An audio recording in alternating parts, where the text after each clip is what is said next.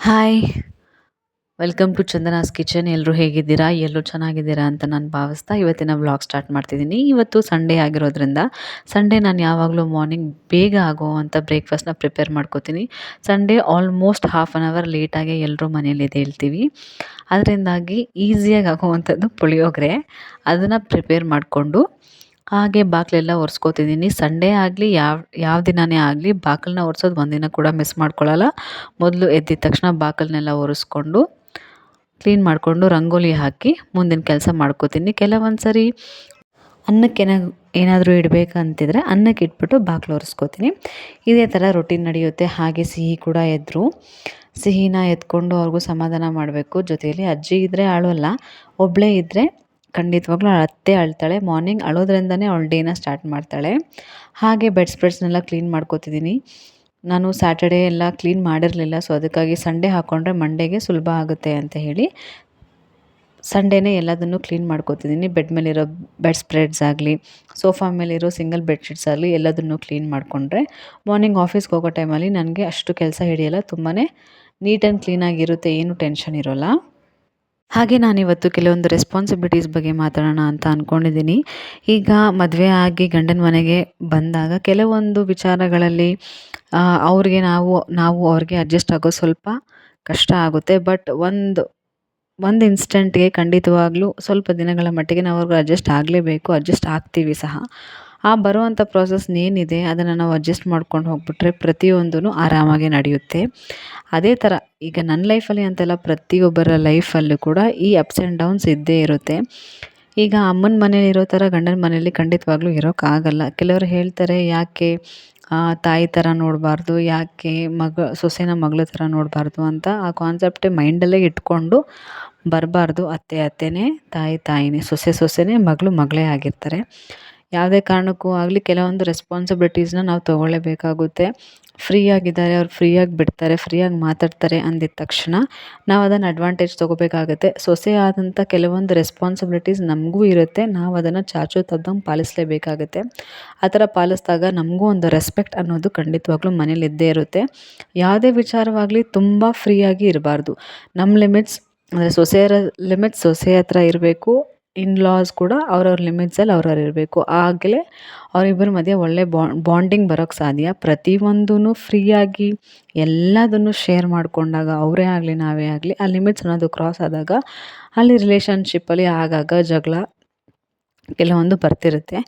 ಯಾವುದೇ ಕಾರಣಕ್ಕೂ ನಮ್ಮ ರೆಸ್ಪಾನ್ಸಿಬಿಲಿಟೀಸ್ ನಾವು ಮರೀದೇ ಇದ್ದಾಗ ಖಂಡಿತವಾಗ್ಲೂ ನಮಗೊಂದು ರೆಸ್ಪೆಕ್ಟ್ ಅಂತ ಸಿಕ್ಕೇ ಸಿಗುತ್ತೆ. Continued vlog.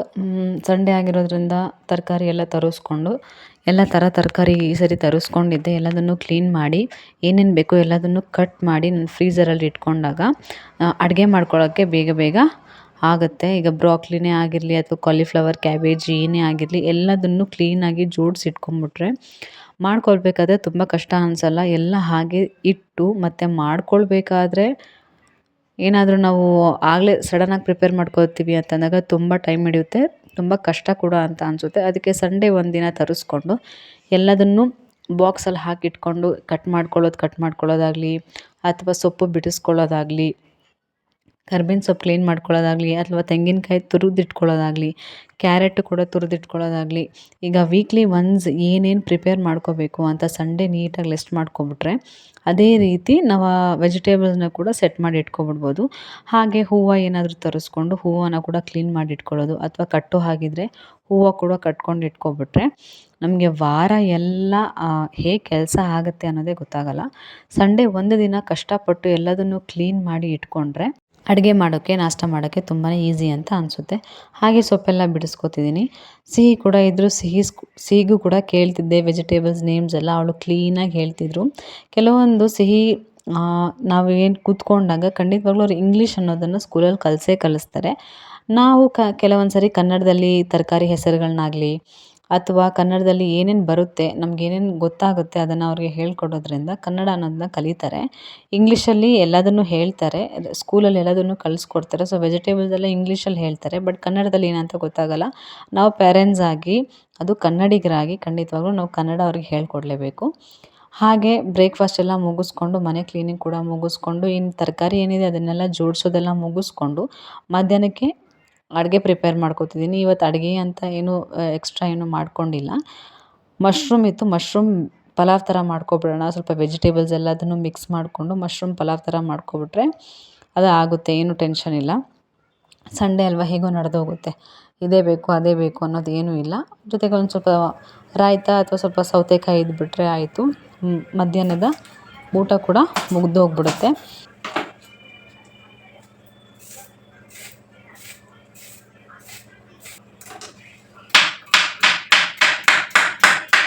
ಹಾಗೆ ಮೊಟ್ಟೆ ಸಹ ತರಿಸ್ಕೊಂಡಿದ್ದೆ. ಮೊಟ್ಟೆನ ಖಂಡಿತವಾಗ್ಲೂ ಈ ಥರ ತೊಳೆದೇ ಇಟ್ಕೋಬೇಕು. ಡೈರೆಕ್ಟಾಗಿ ನಾವೇನು ತರ್ತೀವಿ ಅದನ್ನು ನಾವು ಸ್ಟೋರ್ ಮಾಡಿಕೊಂಡ್ರೆ ಅದರಲ್ಲಿರುವಂಥ ಬ್ಯಾಕ್ಟೀರಿಯಾಸ್ ಎಲ್ಲ ಪ್ರತಿಯೊಂದು ಏರಿಯಾಗೂ ಸ್ಪ್ರೆಡ್ ಆಗುತ್ತೆ. ಯಾವಾಗಲೂ ಮೊಟ್ಟೆ ತರಿಸ್ಕೊಂಡಾಗ ಈ ಥರ ವಾಶ್ ಮಾಡಿ ನೀಟಾಗಿ ಇಟ್ಕೊಳ್ಳೋದ್ರಿಂದ ನೀಟಾಗಿರುತ್ತೆ. ನಾವು ಬೇಕಾದಾಗ ಅದನ್ನು ಹಾಗೆ ಯೂಸ್ ಮಾಡ್ಕೋಬೋದು. ಹಾಗೆ ಮಧ್ಯಾಹ್ನದ ಲಂಚ್ ಕೂಡ ರೆಡಿ ಆಗಿದೆ. ಅದು ವಿಸಿಲ್ ಹೋಗೋವರೆಗೂ ಯಾಕೆ ಟೈಮ್ ವೇಸ್ಟ್ ಮಾಡಬೇಕು ಅಂತ ಹೇಳಿ ಸಂಡೇಸ್ ಮಾಮೂಲಿಯಾಗಿ ವಾರದಲ್ಲಿ ಏನೇನು ನಾನು ನನ್ನ ಹಸ್ಬೆಂಡ್ ಆಫೀಸ್ಗೆ ಯೂಸ್ ಮಾಡಿರೋಂಥ ಕ್ಲೋತ್ಸ್ ಏನಿರುತ್ತೋ ಅದನ್ನೆಲ್ಲ ನೀಟಾಗಿ ಐರನ್ ಮಾಡಿಕೊಂಡು ಅದನ್ನು ಸಹ ಎತ್ತಿ ಜೋಡಿಸ್ಕೊಂಡು ಇಟ್ಕೊಳ್ತಿದ್ದೀನಿ.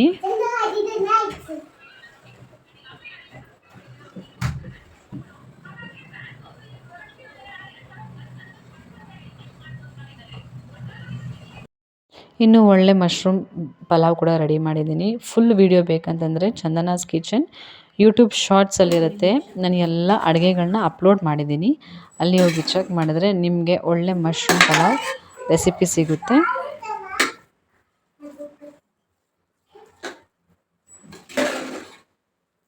ಹಾಗೆ ನಮ್ಮದು ಊಟ ಎಲ್ಲ ಮುಗೀತು. ಊಟ ಎಲ್ಲ ಮುಗಿಸ್ಕೊಂಡು ಇನ್ನು ತಿಂದಿರೋ ಪಾತ್ರೆ ಏನೇನಿದೆ ಅದು ಆವಾಗಲೇ ತೊಳ್ಕೊಂಡ್ರೆ ಹೆಕ್ಟಿಕ್ ಆಗಲ್ಲ. ಸೊ ಆವಾಗಲೇ ತೊಳ್ಕೊತಿದ್ದೀನಿ. ಊಟ ಆಗಿ ಆಲ್ರೆಡಿ 1/2 an hour ಆಯಿತು. ಈಗ ಮಾವಿನಕಾಯಿ ತಿನ್ನಬೇಕು ಅಂತ ಅನಿಸ್ತು. ಅದಕ್ಕೆ ಮಾವಿನಕಾಯಿ ಕಟ್ ಮಾಡ್ಕೊಳ್ಳೋಣ ಅಂತ ಹೇಳಿ ಅದನ್ನು ಸಹ ರೆಡಿ ಮಾಡ್ಕೋತಿದ್ದಾರೆ. ಅತ್ತೆ ಸಹ ಊಟ ಎಲ್ಲ ಆದಮೇಲೆ ಬಂದು ಕಿಚನಲ್ಲಿ ಏನೋ ಮಾತಾಡ್ತಿದ್ದಾರೆ. ಅವ್ರ ಜೊತೆ ಮಾತಾಡಿಕೊಂಡು ಹಾಗೆ ನಾನು ಪಾತ್ರೆ ವಾಶ್ ಮಾಡ್ಕೋತಿದ್ದೀನಿ. ಇನ್ನು ಮಾವಿನಕಾಯಿ ತಂದರೆ ಹಸ್ಬೆಂಡೇ ಕಟ್ ಮಾಡೋದು ಯಾವಾಗಲೂ. ನಾನು ವಾಟೆ ಅದೆಲ್ಲ ತಿನ್ನಲ್ಲ, ಪಾಪ ಅವರೇ ತಿಂತಾರೆ. ನಮಗೇನಿದೆ ಸೈಡ್ಸಲ್ಲಿ ಆ ಸ್ಲೈಸಸ್ ಕಟ್ ಮಾಡಿಕೊಡ್ತಾರೆ ತಿನ್ನೋಕ್ಕೆ. ಇನ್ನು ವಾಟೆ ಏನಿದೆ ಅದು ಅವರೇ ತಿಂತಾರೆ. ಆ್ಯಕ್ಚುಲಿ ತುಂಬ ಈ ಮಾವಿನಕಾಯಿ ಸೀಸನಲ್ಲಿ ಮಾವಿನಕಾಯಿ ತುಂಬ ಟೇಸ್ಟಿಯಾಗಿರುತ್ತೆ. ದಿನ ಒಂದು ಮಾವಿನಕಾಯಿ ತಿನ್ನೋದ್ರಿಂದ ಏನೋ ಒಂಥರ ತಂಪಂತ ಅನಿಸುತ್ತೆ. ಇದ್ರ ಜೊತೆ ಮಿಲ್ಕ್ ಶೇಕ್ ಆಗಲಿ ಇಲ್ಲ ಅಂತಂದರೆ ಮ್ಯಾಂಗೋ ಜ್ಯೂಸ್ ಆಗಲಿ ಮಾಡ್ಕೊಂಡು ಕುಡಿತಾ ಇದ್ದರೆ ಅದು ಇನ್ನೂ ಒಳ್ಳೆ ವೈಬ್ ಕೊಡುತ್ತೆ. ಇನ್ನು 1 ತಿಂಗಳಿರುತ್ತೆ ಅಷ್ಟೇ. ಅದಾದಮೇಲೆ ಇನ್ನು ಮಾವಿನಕಾಯಿ ಬೇಕು ಅಂದರೂ ಸಿಗಲ್ಲ. ಮಾವಿನಕಾಯಿ ಪರ್ಚೇಸ್ ಮಾಡೋಕ್ಕೆ ಹೋದಾಗ ಆ ಒಂದೊಂದು ಮಾವಿನಕಾಯಿಗೂ ಒಂದೊಂದು ಹೆಸರಿರುತ್ತೆ. ಎಷ್ಟು ಚೆನ್ನಾಗಿರುತ್ತೆ. ಆ ಮಾವಿನಕಾಯಿ ಹೆಸರು ಮಲ್ಲಿಕಾ ಅಂತೆ, ಆಲ್ಫೆನ್ಸೋ ಅಂತೆ, ಏನೇನೋ ಹೆಸರುಗಳಿದ್ದಾವೆ. ಬಟ್ ಒಂದು ಮಾವಿನಕಾಯಿ ಒಂದು ಟೇಸ್ಟ್ ಇರುತ್ತೆ. ತುಂಬ ಸ್ವೀಟ್ ಅಂತಂದರೆ ಮಲ್ಲಿಕಾ ಮ್ಯಾಂಗೋ ತುಂಬಾ ಚೆನ್ನಾಗಿರುತ್ತೆ.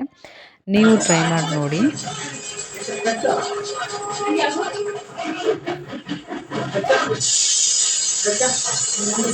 ನಾನು ಹೇಳ್ದಾಗೆ ಸಿಹಿ ತುಂಬಾ ಚೂಸಿ. ಅವಳು ಫ್ರೂಟ್ಸ್ ತಿನ್ನಬೇಕಾದ್ರೂ ಅದನ್ನು ನೋಡ್ಕೊಂಡು ತಿಂತಾಳೆ. ಜಸ್ಟ್ ಒಂದು ಸರಿ ಬಾಯಿಗೆ ಟಚ್ ಮಾಡಿಸ್ಕೋತಾಳೆ ಅಷ್ಟೇ. ಅವಳಿಗೆ ತುಂಬ ಇಷ್ಟ ಆದರೆ ತಿಂತಾಳೆ, ಇಲ್ಲ ಅಂತಂದರೆ ಅದನ್ನು ತಿನ್ನಕ್ಕೆ ಹೋಗಲ್ಲ.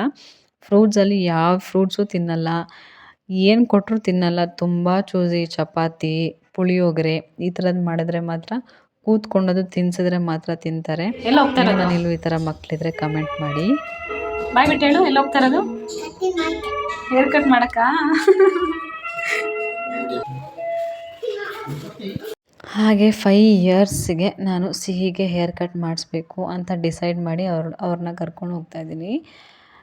ಸಿಹಿಗೆ ಹೇರ್ ಕಟ್ ಮಾಡಿಸಿರಲಿಲ್ಲ. ಒಂದು ಕಡೆ ತುಂಬ ಉದ್ದ, ಒಂದು ಕಡೆ ತುಂಬ ಚಿಕ್ಕದಾಗಿ ಬೆಳೀತಾ ಹೋಗ್ತಿತ್ತು. ಇದೇ ಥರ ಕಟ್ ಮಾಡದೇ ಇದ್ದರೆ ಇದೇ ಥರ ಅಡ್ಡದಿಡ್ಡಿ ಬೆಳೆಯುತ್ತೆ ಅಂತ ಹೇಳಿ 5 ಇಯರ್ಸ್ಗೆ ಇವಾಗ ನಾನು ಅವ್ರನ್ನ ಹೇರ್ ಕಟ್ಟಿಗೆ ಕರ್ಕೊಂಡು ಹೋಗ್ತಾಯಿದ್ದೀನಿ.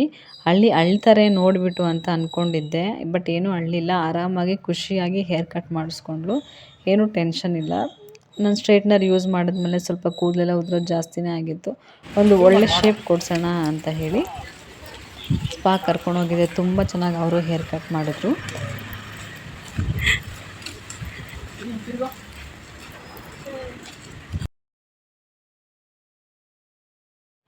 ಹಾಗೆ ಮುಗಿಸ್ಕೊಂಡು ಬಂದ್ವಿ. ಮನೆಯಿಂದ ಅಲ್ಲಿಗೆ ಜಸ್ಟ್ ಒಂದು 3 ಮಿನಿಟ್ಸಲ್ಲಿ ಹೋಗಿ ಬಂದ್ಬಿಡ್ಬೋದು. ಅಷ್ಟು ಹತ್ರನೇ ಪ್ರತಿಯೊಂದು ಇಲ್ಲಿದೆ ನಮಗೆ. ಈ ಲೇಔಟಲ್ಲಿ ಎಲ್ಲ ಕೂಡ ಸಿಗುತ್ತೆ.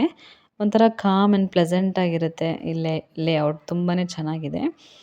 ಹಾಗೆಯೇ ಎಲ್ಲ ಕೆಲಸ ಮುಗಿಸ್ಕೊಂಡು ಫ್ರೆಶ್ ಅಪ್ ಕೂಡ ಆಗಿ ಪೂಜೆ ಪ್ರತಿಯೊಂದು ಮುಗಿಸ್ಕೊಂಡು ಇನ್ನು ರಾತ್ರಿಗೇನು ಅಡುಗೆ ಅಂತ ಅಂದಾಗ ಮಶ್ರೂಮ್ ಪಲಾವ್ ಇತ್ತು, ಅದನ್ನು ಸ್ವಲ್ಪ ಬಿಸಿ ಮಾಡಿಕೊಂಡು ದೋಸೆ ಹಿಟ್ಟಿತ್ತು, ಅದನ್ನೇ ಸ್ವಲ್ಪ ದೋಸೆ ಮತ್ತು ಚಟ್ನಿ ಮಾಡಿಕೊಂಡು ತಿಂದು ಹಸ್ಬೆಂಡ್ ಸಹ ಸ್ವಲ್ಪ ಕೂತ್ಕೊಂಡು ರೆಸ್ಟ್ ಮಾಡಿ ಅದಾದಮೇಲೆ ಏನು ಕೆಲಸ ಇದೆ ಪ್ರತಿಯೊಂದನ್ನು ಮುಗಿಸ್ಕೊಂಡು ಅವರು ಕೂಡ ಮ್ಯಾಚ್ ನೋಡ್ತಿದ್ರು. ಮ್ಯಾಚ್ ಎಲ್ಲ ನೋಡಿ ನಾವು ಮಲಗುವಷ್ಟರಲ್ಲಿ ಕರೆಕ್ಟಾಗಿ 12ರಿಂದ 12:30 ಆಗಿತ್ತು.